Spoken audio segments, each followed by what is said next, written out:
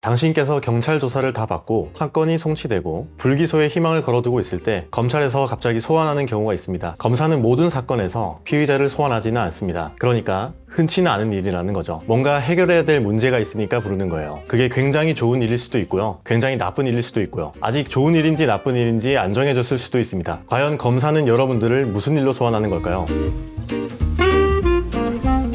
안녕하십니까?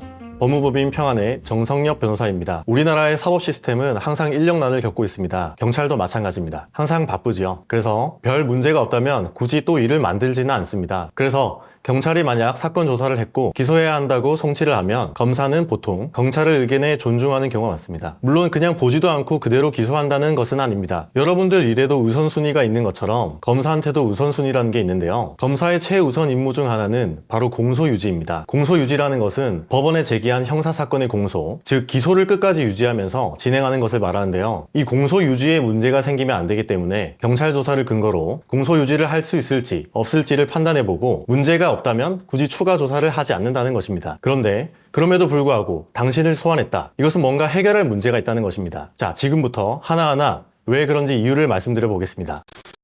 첫 번째, 경찰의 의견과 검사의 의견을 다르거나 증거가 부족해서입니다. 검사는 경찰의 기소 의견 혹은 불기소 의견과 자신의 의견이 다르거나 증거가 부족하다면 당신을 소환해서 직접 추가적으로 조사를 합니다. 그러면 경찰 조사와는 또 다른 조사가 진행되는데요. 느낌적으로 말해보자면 직선적으로 조사가 들어옵니다. 보통 경찰 조사는 뭐 이런 것까지 물어보지 하는 경우가 있는데 검찰 조사는 필요한 것만 딱딱 직선적으로 물어본다는 느낌을 받습니다. 그래서 검찰에서 물어보는 걸 보면 이 부분에 대해서 지금 증거가 부족하구나 라는 것을 저희 변호사가 보면 딱 알 수 있죠. 그리고 만약 당신에게 압수수색이 필요한 경우 미리 압수수색 영장을 갖고 부를 텐데요. 현장에서 핸드폰을 제출해달라고 하기도 합니다. 이 첫 번째 경우가 여러분께 아직 좋은 일인지 나쁜 일인지 안 정해진 경우이죠. 경찰은 기소 의견으로 보냈지만 이 검찰 조사를 받고 불기소가 될 수도 있고 만약 기소되어 재판으로 넘어간다면 당신께서는 더욱 확실한 유죄의 가능성을 안고 재판을 받게 될 것입니다. 두 번째는 구속영장 청구를 고민하고 있을 경우입니다. 당신의 죄질이 구속될 만큼 나쁘고 도주, 증거인멸 등의 우려가 있다고 판단된다면 검사는 구속영장 청구를 고민하게 되는데요. 이때 당신을 불러서 조사를 진행하게 됩니다. 당신이 구속될 필요가 없다고 검사가 느끼지 않는다면 구속영장 청구를 하게 될 텐데요. 만약 당신께서 구속되어도 이상하지 않을 정도의 상황에 놓여 있다면 구속영장에도 대비를 하시고 가셔야 됩니다. 세 번째는 쉽게 말해서 당신을 봐주려고 하는 건데요. 죄는 인정되지만 한번 봐주는 거, 모든 피의자들이 두 번째로 바라는 기소유예를 해주려고 부르는 것일 수도 있습니다. 참고로 첫 번째는 불송치겠죠? 예를 들어서 저작권법 위반의 경우 교육이수를 조건으로 기소유예를 해주기도 하고 마약 범죄의 경우에도 조건부 기소유예를 해주는데 과연 당신께서 이 기소유예를 받을 만한 사람인지 여부를 확인하기 위해서 부르는 것입니다. 자, 이렇게 검사가 당신을 부르는 세 가지 경우를 살펴봤는데요. 다시 말씀드리지만 당신을 부르는 것은 흔한 일은 아닙니다. 따라서 철저한 준비가 필요합니다. 만약 아무 준비 없이 갔다가 구속영장이 청구되고 압수수색을 당할 수도 있는 것이니까요.